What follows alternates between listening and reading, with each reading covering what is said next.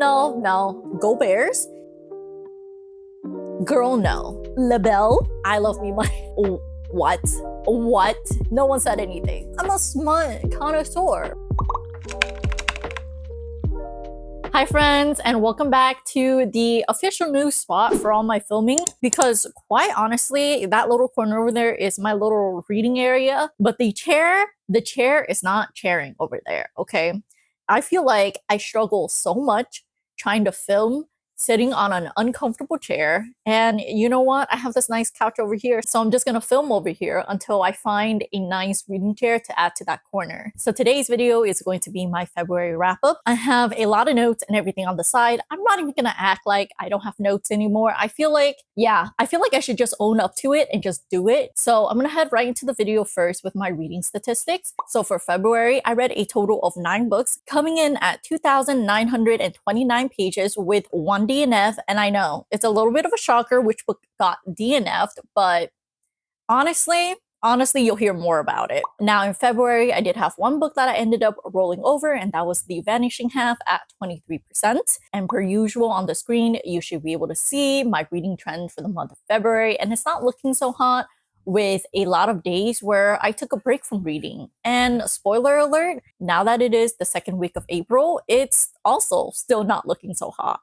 But we're going to continue on with my star rating, which is at a 3.33 star rating. Not the best, but also not the worst. And it's kind of hard to compare when my January reading was hits after hits after hits. Moving right along, in February, I saved a total of $95.97. Now, The Murder on the Orient Express technically is in my possession, but I'm going to count the books that I got for free from scouring my husband's bookshelf to be free, because I didn't spend the money on them. My husband did, and in fact, not even him right now, but him as a child. So girl math, it's been a decade, it's been more than a decade. It's technically free at this point, and I'm rereading it. So I'm gonna include it in my monthly wrap-up going forward. Now, February's primary reads did come from digital reads, with a good amount of ebooks blended into the digital read. And the second most went to combination, whether it's a combination between audio and physical or audio and digital. And majority of my reads were medium paced. Finally, I have my reading breakdown for genres and themes, and as you guys can see on the screen, it's a pretty good and even distribution throughout all of it. However, I want to call out that I finally dabbled into the weird genre this month, and we'll talk a little bit more about that later. But let's head right into the first book I finished in February, and get yourself a cup of coffee, get yourself a support plushie like I do here. My little mochi man, he's gonna be here, and we're gonna talk about Onyx Storm. I'm not even gonna lie to y'all, I will probably be reading what I want to say off of this piece of paper, because I feel like I have a lot of things to say. I want to be cohesive about it and just talk about it with you all, while also having it as a piece of a reading journal for myself, because you're gonna find the opinion and stance that I have to be a 180 flip from Iron Flame, and genuinely it is because I want these reading wrap-up to act as my reading journal as I'm going through the phases of reading a book. And while I was reading Iron Flame, I didn't see any of this. And it was only until after I finished Onyx Storm and I went up online just to see what people are talking about it, did I see more resurfaced comments about the author herself, Rebecca Yarros. And this portion of the video isn't really going to be a review about Onyx Storm whatsoever, but rather I'm going to talk about the author, Rebecca Yarros, and why I will not be continuing on with the Empyrean series, and why I am not going to be continuing to read from her as an author. So sit back, relax, get yourself a cup of beverage, and maybe a support stuffed animal like I have here, and let's talk about it. I do want to preface before I get into the nitty-gritty little opinion piece that I have, that if you enjoy her work, there's no judgment here. I do want this space to be my own channel about me and what I'm experiencing and what I think. So I'm just coming up on here just to talk about basically this book, what I learned after doing some research after the book, after Onyx Storm, and kind of my stance on it, and kind of why I just think that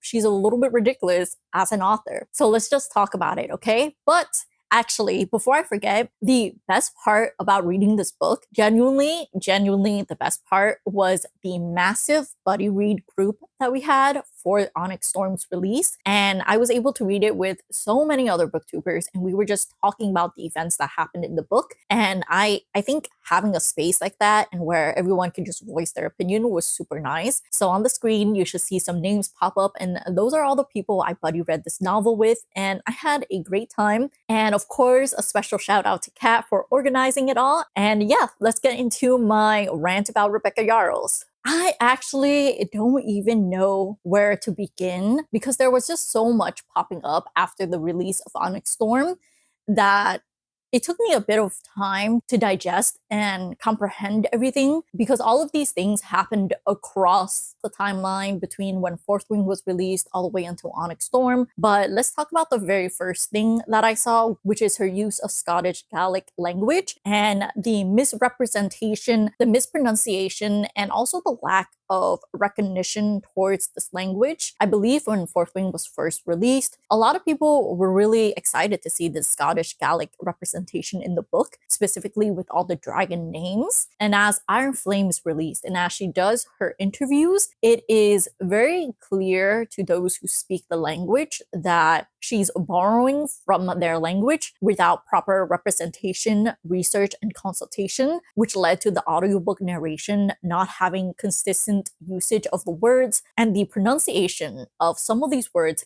kept changing.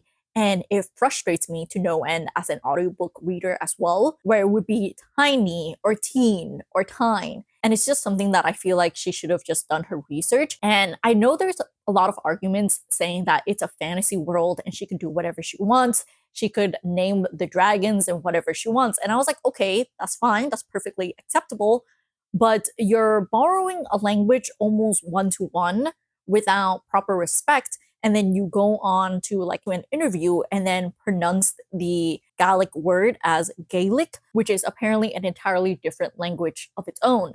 So why wasn't there any research? Why isn't there any research done on that? Like genuinely, people might not think it's a big deal, but imagine if someone's writing a book and one of the names is borrowed from the English language. For example, label. I'm going to use my own work on this, all right? Because I have experienced the criticisms that came with it, all right? Let's say you borrow a word from the English language, label, but instead you pronounce it as label. And then when you write it, those who read the book are going to be like, this is label. And she basically just named her character off of like a noun that makes zero sense. And people would criticize that in the English language. So why isn't there the same amount of oomph to it for a different language? You know, like that's what I'm trying to get at. Like if this was an English language that is being misused and mispronounced, we know that some people get very upset about things not being pronounced correctly. And I just wish we had that same vibe for the Scottish Gaelic words that are being used in this book. So as someone who has done something very similar to this, I feel like I'm in the rights to be able to say that she should have found some expert to help her narrators correctly pronounce things and also to help her pronounce things correctly when she goes on and do these interviews. So that's one thing that I saw that didn't sit right with me. And we're going to talk about two more things. I feel like there's a lot of conversations happening and you can do your own research, but I'm just doing this as my little reading vlog, but also ranting to you guys as I'm finding these things out. So onto something that is a little bit less book related and more onto war related. And in this case, it is my problem with Yarros' stance on being anti-war when being asked about the atrocities that are happening in Gaza right now. And I feel like the anti-war stance and protect all children is a very middle line stance to me. It feels like she doesn't want to go one way or the other. It's really giving a protector image, even though there is a genocide happening on a marginalized group of people. I think that's the biggest thing. I feel like innately everyone wants to be anti-war, right? I would hope so. But we also need to be able to call out when a group of people is being actively targeted. And just putting that statement out there is kind of blanketing over it, saying that neither side should be fighting. Like, yes, absolutely, neither side should be fighting, but we need to realize one side is trying to fight a lot harder than the other side and trying to push the other side out of the picture. So that stance is just a little bit iffy. And then as she continues on with this Instagram post, she goes on to saying how she shouldn't have to take a stance in it, but also her family was a victim of similar atrocities. So like, where are we going? Where are we playing? What line are we playing? What are you trying to say? Like, what's happening here? And it was just frustrating to me to see as an author who writes about very similar things happening in the Empyrean saga and then just blatantly not having the stance that her main characters are standing for. Like, what? What? That's not very tasteful in my opinion, and that caused a lot of frustration on my part when I'm reading her post. I'm seeing people's comments on it and all of that. So, and I do know that I think some of her other books are very heavy pro-military because her husband is in the military and all of that. And I don't know entirely for sure. I haven't read any of her other books aside from the Empyrean series, so I can only speak about the series. But I just didn't like that stance from her at all. It's ridiculous. I don't understand. It's just inhumane in my opinion. I feel like it should just be a very obvious, like, I stand with Palestinians. I understand the current events that are happening right now, right? I don't know. It's just frustrating. But like on a similar note, this also brings up the fact that she equates not translating her book to book banning. Girl, no. Girl, no, it's not the same thing because you're taking away like a really serious problem and you're equating it to your book not being translated into another language because of the boycotts that people want you to do for Palestinians. Like, it's not the same thing because your book is still accessible. Your book is allowed to be read, whereas book banning is a serious problem, and it's a rising problem in America right now, where books of specifically marginalized people are being removed from the shelf because of their content, because of the statements that are in it, and people are losing access to actually read this book regardless of the language. They don't have access to get the book. So I don't think it is in any way, shape, or form equivalent. And the fact that you don't know this tells me you put your book as such a high pedestal that you think that your book needs to be, it's a holy grail, needs to be translated, everyone needs to read it, it is what people need to have. Like, absolutely not. No, it's not the same thing. When your book is actually removed from the public library, the school system, then we can talk about your books being book banned. But until then, that's not right. That's not right. And you need to do your research on book banning and advocate for the books that are being banned because what? And that in itself is probably what I'm gonna end on. There's just so much more about this author. The more I find out about it, the less I'm inclined to read her book, to support her, because like, I don't know. We're at a very sensitive political age right now where your money matters and who you support matters, in my opinion. And for me right now, this is not someone, unless she comes out and clears some things up, this is not something that I want to support. And not only that, Onyx Storm was kind of bad. Genuinely, I read Onyx Storm and then I went off and tried to look up what people were saying at Onyx Storm, and this is how I stumbled into this in the first place. And honestly, even removing all of this aside, Onyx Storm is terrible. I did not like it, and I felt like it was just a filler book, and she's just trying to make it a cash grab. So yeah, I'm gonna end this conversation about Onyx Storm here. Onyx Storm, the Empyrean series, this is going to be the last time I will ever mention it, talk about it on my channel. And I think that that's the way I'm going to go from now on. So if I do a yearly wrap up, quarterly wrap up, it will be omitted. And I also want to shout out a very special person. I'm not going to name them out, but you know who you are, for kind of helping me navigate through my emotions of really loving a book, but not being able to stand with the author and what to do with it. And you've helped me go through it so well with that. So thank you so much to you. You know who you are. And let's move on to some lighter notes of this reading wrap up. And by lighter note, I mean Deep End, the book that I DNF'd at 42% because I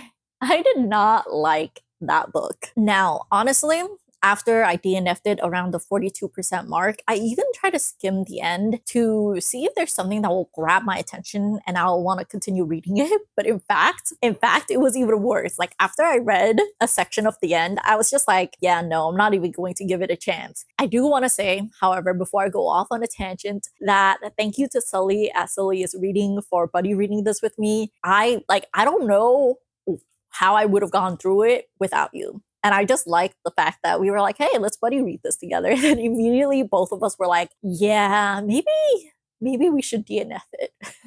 And we did DNF it. We both ended up DNFing the book. And I just didn't like the nature of the relationship in general. But before we even talk about that, let me give you a synopsis of the book. So this book is Ali Hazelwood's debut into sports romance, and honestly, she's kind of a queen. She dabbled into like so many different sub-romance genres like paranormal, STEM, and erotic, and now we have sports. So while sports isn't my favorite romance sub-genre, I was pretty excited to read this book just because I really enjoyed the majority of Ali Hazelwood's newest releases. So I was able to get a copy from my local library so quickly. Like, thank you to my local libraries for buying so many copies of it so we all have a chance to read this book close to the release date. So shout out to my local library. It is National Library Week, I believe. So check out your local library, see how you can support them. The more that they see that there are members using the library resources, the more the government will realize that, hey, it's an important part of the community. Now let's talk about this book. So the story has two Olympic level athletes with a common secret in relations to the bedroom. I mean,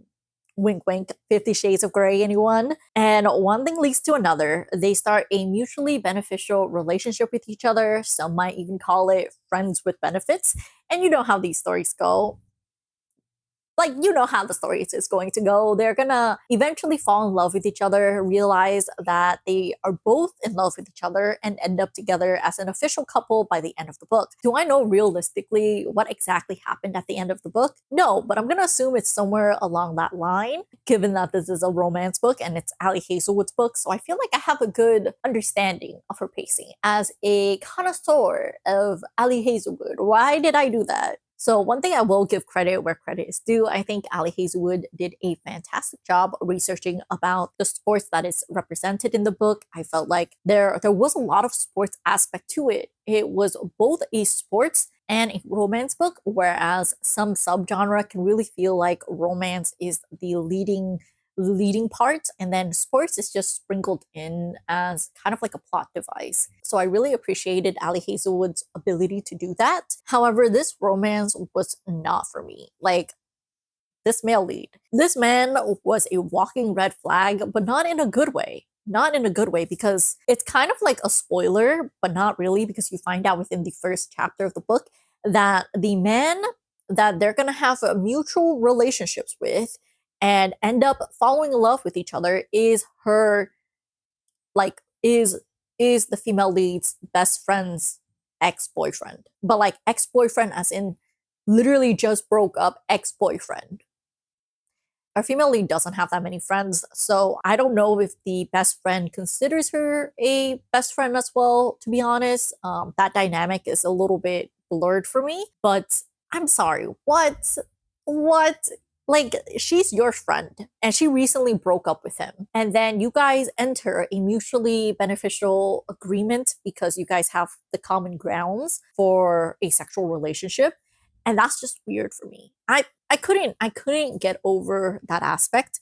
And I remember Kat at the Cat Bite actually said something pretty good about this, is that this book requires you to suspend a certain belief.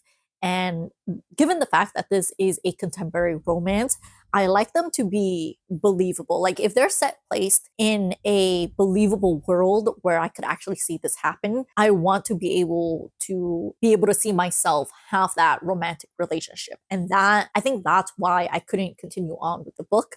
And also, I'm just saying they are Stanford students, and honestly, that should have been a red flag, because go Bears. If you know, you know, and if you don't know, well, you don't need to know. I'm not gonna lie to you guys. I remember saying go Bears, and then I completely lost my train of thoughts. But I think it was something along the lines of, if you understand, you understand. And if you don't, I don't know if I should say it. We'll leave it as like hints and clues dropped throughout my booktube journey, and then you guys can piece it together as a mystery puzzle. But let's continue on with kind of my problem with this book. I think I just briefly mentioned that it was really hard for me to suspend the disbelief. Like, you gotta kind of accept that this is how they're gonna get together, and that this wouldn't realistically happen in real life. I think that's where it kind of got me stuck on the book, because the whole time I was just thinking to myself, like, she was your best friend's ex, like childhood ex, childhood lover ex, and she just was okay with accepting the dynamic relationship. And also, he was like kind of aggressive, like aggressively upfront towards her, in the way that he's just like, I see that you're nervous around men, but you're not nervous around me. And I don't know. I don't know. I feel like I would have just eaten it up if it was like a dark mafia romance, a billionaire romance. But for some reason, I'm just thinking of like them being college students and saying that shit. I'm just like, this is so cringe.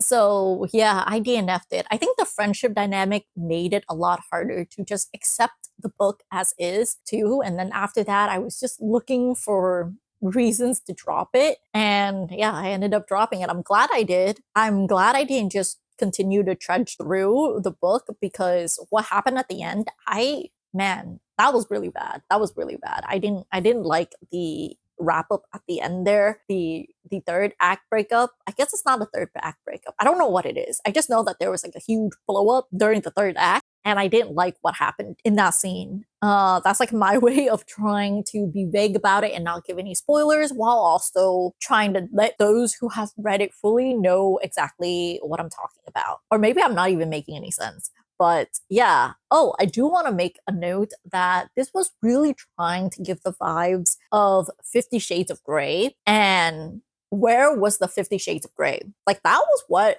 I was so hyped for.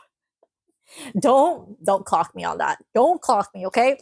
But I'm a smut connoisseur, right? I read it. I'm okay with it. And when Ali Hazelwood said that this was going to be kind of like 50 Shades of Grey, I was like, all right, let's get it, let's go. And it's very implied. It's very like in the first couple of chapters, it's very in your face. They're making references. And then where was it? Hazelwood, where was it? You didn't give what you teased me on. I didn't appreciate that. I didn't appreciate that.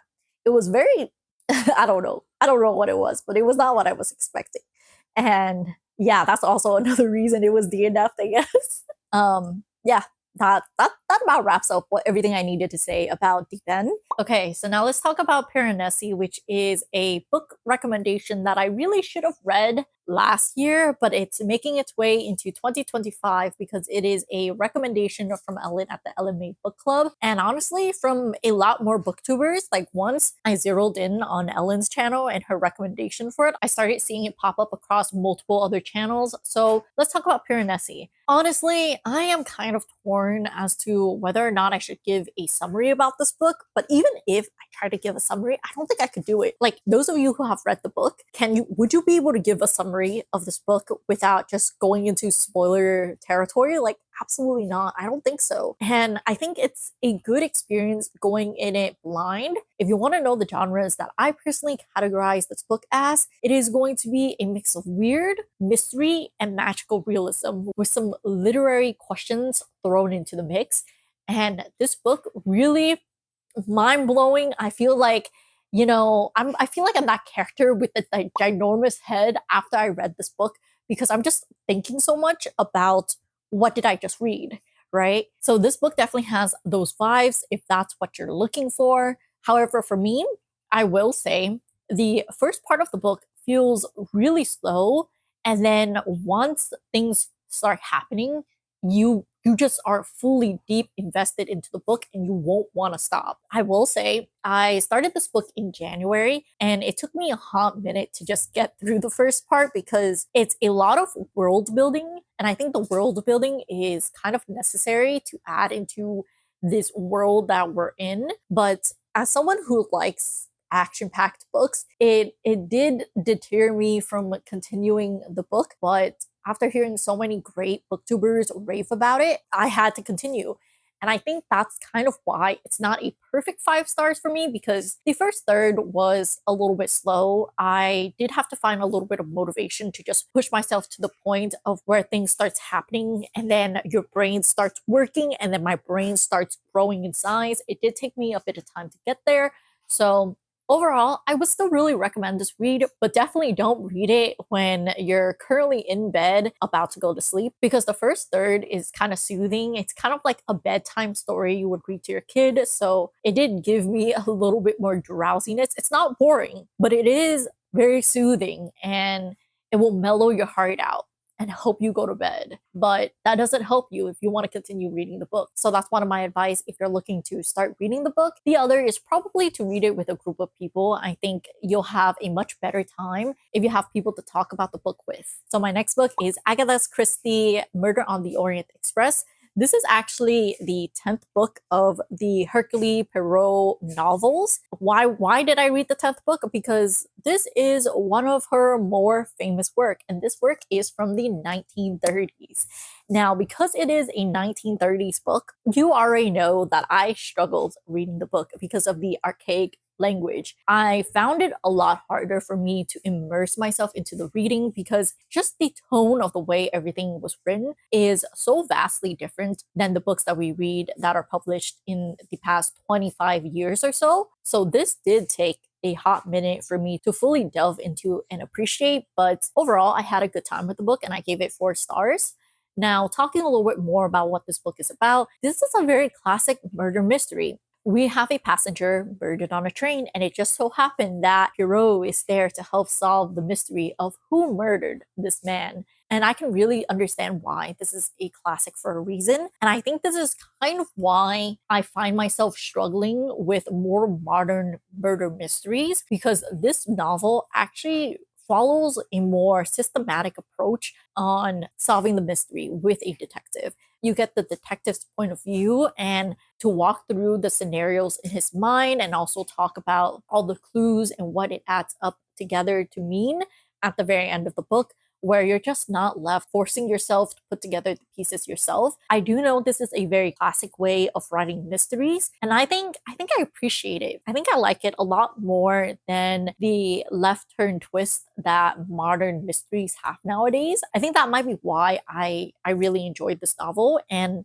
reading this novel allowed me to realize the disconnect from modern mysteries and older mysteries and understand why I wasn't really vibing with the modern mysteries as much. So this was a really positive reading experience in general. It did lose a star because I did struggle to immerse myself into the writing, immerse myself into the train scenarios because of how archaic the writing is. But it is a classic for a reason. It might be a me problem. So definitely make sure to check out some of Agatha Christie's other work if that's the kind of mysteries that you like, because I really enjoyed it. It's very Sherlock Holmes vibes, and genuinely, I'm surprised that I haven't been spoiled as to what the spoiler in this book is, because it's a very famous book for a reason. So I just thought it was fun that I had no clue what was going to happen. As far as the reveal goes, I don't think it was as big of a surprise as it would have been in the 1930s, because I feel like nowadays mystery thrillers really are inspired by the past. So I've seen this certain execution before, but in newer books. So it's just nice to kind of see how an older generation of mysteries were written and how they kind of still follow like the similar path towards the answer and the solution, but in a completely different way and a completely different representation. And yeah, let's move on to my next read of February, which in this case is a Promise of Peridot, not peridot, peridot. I only knew that it was pronounced peridot and not peridot because I was listening to it on audiobook and I was like, this whole time, y'all let me say peridot the whole time. No one said anything. Thank you. Thank you. I appreciate it. I appreciate it. But also, tread bucket. Tread bucket. All right, now let's just talk about A Promise of Peridot. This is the second book in the Sacred Stones trilogy. And as things is with the second book of a trilogy, or the next book of a series. I can't talk about anything unless I want to spoil the first book. So I'm gonna give you guys a quick background on this fantasy world, which is that we have a healer who joins forces with the King of Onyx that is known to be cruel and evil. But of course, things aren't always what it seems, and he's actually not that much of a bad guy after all. I think that is it I can give without spoiling the first book for y'all, and I gave this read 3.5 stars. While I really like the pacing of this book and the world building that we had in this particular book, I really felt like I wasn't vibing with the romance. The leads just weren't hitting the romance mark for me in this novel, which is part of the fun that I had in the first book. I really miss their snipe and their banter, and I felt like it was really missing in A Promise of Peridot, honestly. I wanted more of what I had in the first book, but this book just had a lot more angst, and I just didn't enjoy it as much. But we actually got to know more about other characters, and there's a lot more character development across the board with all the different characters that we have, so bonus points for that. I really enjoyed that, and I felt like the story had a very good and solid pacing moving along the story and the adventure that they go on. In essence, I think this is a very solid second book of the trilogy. It didn't feel forced. It didn't feel like it's just trying to bridge a gap between point A and point B. It really feels like this is a necessary step to the finale of the book, which I can't say is the fact for some other trilogies that I have read.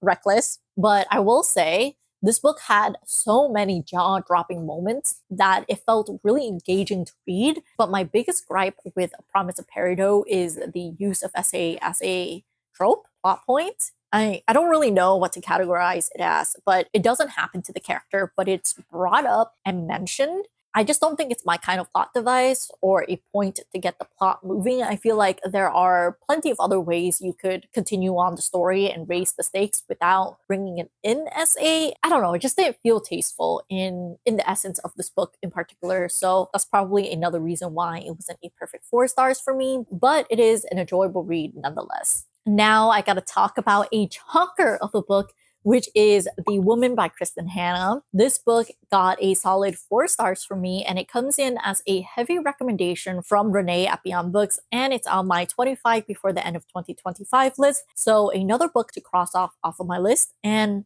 4 stars all around, a very well written book. Let me put this down because I don't know why I have to hold it the whole time. I never hold the book anyways because I read 90% of my books on a Kindle. But let's talk about this very character-driven story. We are following a young nurse who follows her brother overseas by enlisting in the military at the height of the Vietnam War. Throughout the book, you'll follow Frankie throughout the years before, during, and after the war, along with many of the struggles that the female veterans faced after participating in the war. Like I said, this is a very character-driven story, and you'll follow Frankie through her journey in her life before, during, and after the war. And you will be on a roller coaster of emotion where you'll have so much hope and then immediately get crushed by reality of things, and then hope again, and then this whole roller coaster of emotion that Frankie and other veterans during this time period. I really enjoyed the book, and I really appreciate Kristin Hannah's ability to recreate a piece of history that makes it easy to digest while also experiencing and being able to understand the struggles that female vets went through during this time period. And I also appreciate the fact that she kept things kind of true to history and not vilifying Vietnam. I really appreciated that fact as a Vietnamese American. I will say, however, the reason why it's not a solid 5 stars for me is because this book, while it is a historical piece, I believe she is trying to keep the audience's attention by adding in drama into the book. And the drama that appears in the book frustrated me to no end. I didn't really enjoy the piece of drama that she added into it. There are parts where the drama was reasonable, but then there is also this conflict and drama with another character that just frustrated me so much. That was probably the worst part of the book itself, especially given that we had so many scenes focusing on this particular drama piece that I just think it wasn't necessary. We could cut it out and trim the fat of the book a little bit. But of course, I don't know how true that experience is, or if that was a realistic female representation of vets in the Vietnam War. That part I'm not entirely sure, about, but it definitely frustrated me when I was reading through the book and that piece of drama just kept reoccurring and reoccurring and reoccurring. I thought we were over it, I thought we were past it, and it happened again and again and again, and it distracted from kind of the bigger picture of this novel. So it could have really been a 5 stars, and I think that one crucial drama piece really knocked the book down a little bit for me. Moving right on to the next book, it is The Bride Test, and I gave it 3.5 stars. An extremely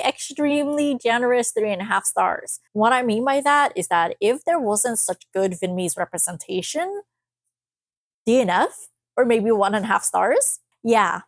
From a realistic perspective, I know as a fact that this is not a good book. And through a lens that is not a Vietnamese lens, this book is kind of suspicious and kind of weird. For sure. I can take criticism on that, but just something about this Vietnamese representation just let me eat up this book so fast. I think I finished it within a day, specifically because I felt like I didn't have any satisfying romance read for Valentine's Day. So I picked up The Bride Test and it did not disappoint. Or no, I think it did disappoint, but because I just love the Vietnamese representation so much, I'm gaslighting myself into thinking that I really enjoy it, and I'm gonna stick with that. So let me give you the very suspicious synopsis of this book. We have our main character, Esme, who is a mixed Vietnamese girl given an opportunity to move to America as a potential wife to a Vietnamese man. Yes, that genuinely is the synopsis. The synopsis is true, and it is suspicious. Okay. Just getting out there. I'm like fighting for my life right now, okay? But essentially, we have a concerned mother to an autistic son who believes that he is capable of love and she wants to find him a wife because she feels like he'll open up more and he'll change once he has someone to love. And I'm not autistic and I don't really know if this representation is correct. I do understand that Vietnamese people have a completely understanding and perspective of autism. In fact, I don't even think they recognize it. So this author, I think, is trying to interweave that into the book itself. And the author is autistic. So I think she's writing from maybe her own experiences. But this is kind of like the basis of the book. So our girl, Esme, accepts this opportunity because it's an opportunity for a better life for her and her daughter. Yes, she has a daughter, which is, I'm not nitpicking about the fact that she has a daughter, except for the fact that the daughter has zero relevancy to the plot. Nothing would have changed if she had a daughter or not, because the daughter is ignored for 99.8% of the book. She literally shows up at the very beginning to kind of say that she has a daughter, and that's why she wants to move to America for her and her daughter. And then at the very end, where she reveals that she has a daughter, because yes, she kept the fact that she has a daughter from her potential husband and the mom who vouched for her and brought her over to America. Yep. And as someone who is Vietnamese, I know as a fact that there's no way it was just accepted at the end. I'm just saying, have y'all seen that TikTok video where they rate like the most toxic Asians? And on top of the pyramid, going 3 for 3, once again, is Maddie. Yeah.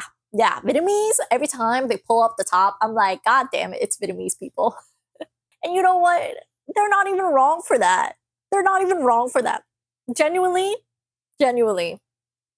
Yeah. Anyways, so this book really requires you to really squint to accept their relationship dynamics, especially given the fact that it's very physical attraction. Like the first time that he picks her up from the airport, it's like, damn, she's hot. Damn, he's hot. And that's the whole book. I didn't feel a lot of emotional connection throughout the book at all. Like there was no real emotional connection between them. And I don't know how she fell in love with him to begin with. Can I be real honest? He wasn't giving anything special to me, except for maybe the fact that he enjoys her cooking. And that's all I can remember about it. The third act breakup was also ridiculously frustrating. I know I'm saying all of this and you guys are like, how is this on the same tier as A Promise of Peridot, even though it seemed like you love A Promise of Peridot a lot more? Well, I have no answer to that. It's the vibes alone, okay, y'all? It's the vibes alone. And also the mix of Vietnamese culture into the story. Like the Vietnamese language is at play in this book, and it's a translation from the Vietnamese language over to English. And I really enjoyed reading that and getting kind of like the underlying phrases that they're using. So a good example that I noticed throughout the book is that the mom of the male lead always calls the female lead precious girl, which translates to Gongai Gung, which is kind of equivalent to accepting her into the family. Like you're literally saying that's like your precious baby girl, like it's your own kid. And I think that added like another layer of depth to the story for me to enjoy. And also the fact that I don't think if I wasn't Vietnamese, I would have been so okay with the mom going overseas to find a perfect wife for her son, because genuinely I think this is something that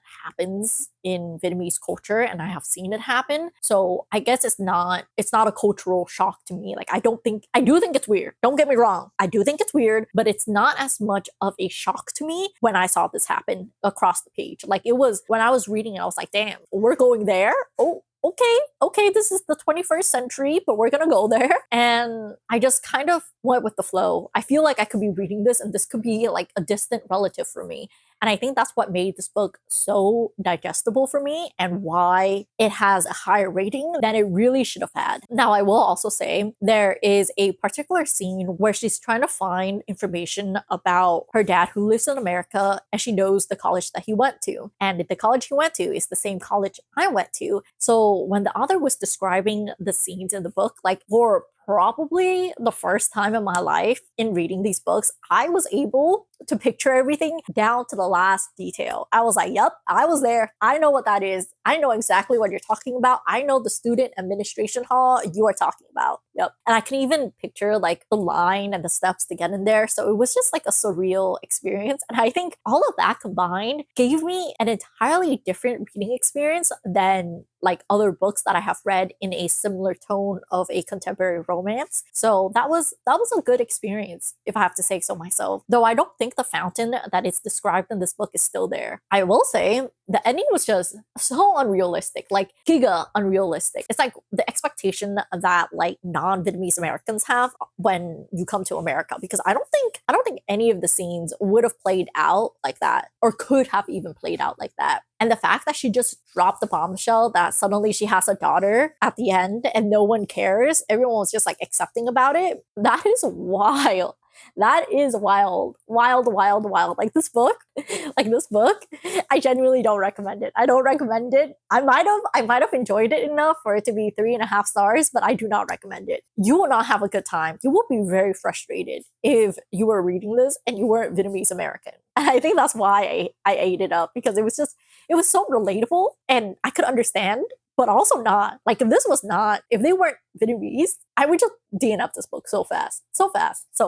I think I'm gonna end the Bride test here and move on to our next book. So wrapping up the Bride test, let's talk about my next read for February, which is Filthy Rich Vampires, and I gave this 4 stars. I really enjoyed this book a lot more than I expected it to. I went in with a preconception of what this book would be, but it really gave a lot of meat to the story. There was a good amount of plot to the story, along with the romance that I was craving for February, or just romance in general, because I felt like I didn't read that many romance books, but I take it back. I take it back. I think there was a good amount of romance slathered across all the books, but I just haven't found the romance that scratched the right itch in my brain. And honestly, Filthy Rich Vampires ended up satisfying that itch that I had for a good romance. So let's talk about what Filthy Rich Vampires was about. The story is about our focused college student, Thea, who is currently working multiple jobs to pay off her mom's medical debt. She is serious, straight-laced, focused until she is hired as a cellist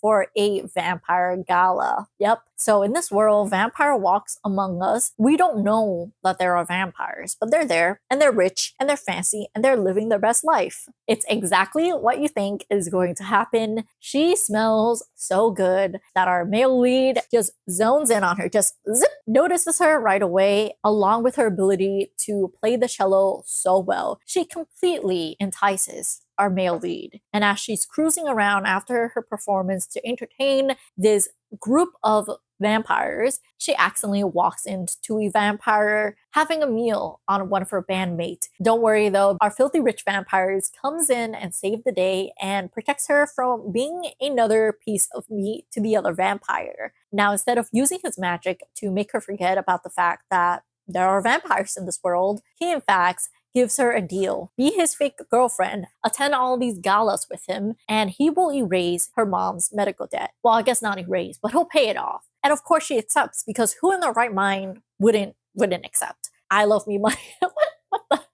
I love money, all right? So I would accept it. Of course she accepts. And then we have all these fake dating trope, this push and pull of, does he really like me? Does she really love him? All these tension across the book. And then also the drama that entails being part of the vampire society. And like I said, there is a good amount of plot to this world and the rituals that these vampires go through. There's a lot of world building elements to this book that I really enjoyed. And I think I'm going to continue with the series just to see how it continues on and how it plays. Overall, a very, very solid read. And I highly recommend it if you love Twilight, you love all things vampires, and you enjoy a good, rich billionaire romance with a lot of spoiling involved. And of course, it's not my monthly wrap up without the mention of Honkai Star Rail Penacony Part 4 this time around, and I gave this part 3.5 stars, similar to the rest of the arc. Part 4 is really just an epilogue of us wrapping up everything we were doing in Penacony, saying goodbye to all of the cast of characters that we met on this planet, along with a little bit more cohesiveness and characterization for our antagonist for the planet Penacony as well. So I really enjoyed that. I think as a whole, part 4 is really tied into the world itself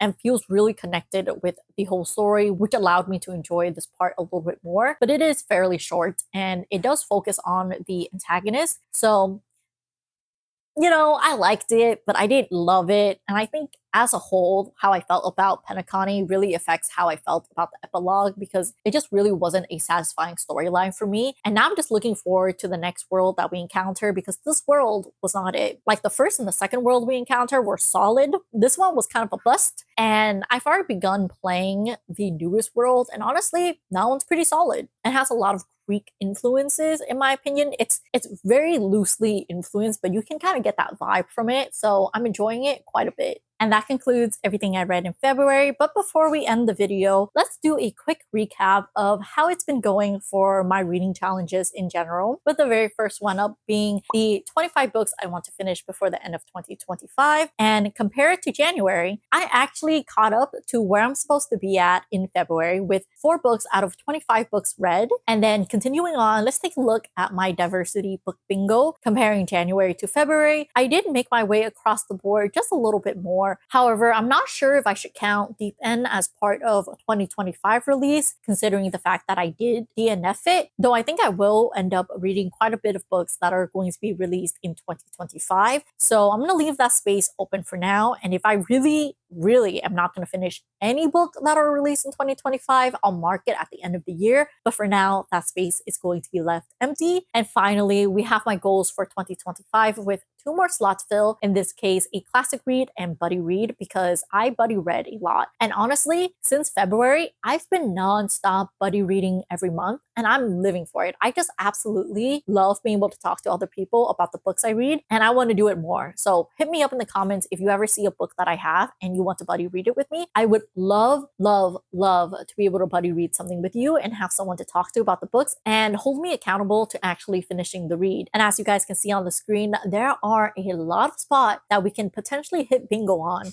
So make sure to check back in every month to see at exactly what month am I going to officially hit bingo on my diversity book bingo challenge and my 2025 reading challenge. Did you read any of these books? Do you have anything you want to say about these books? Let me know down in the comment section, because I would love to chat with you about anything and everything you have to say. So leave me a comment if you read any of these books. If you're planning to pick up any of these books after my beautiful reveal of it, thank you. I know I did such a great job on it.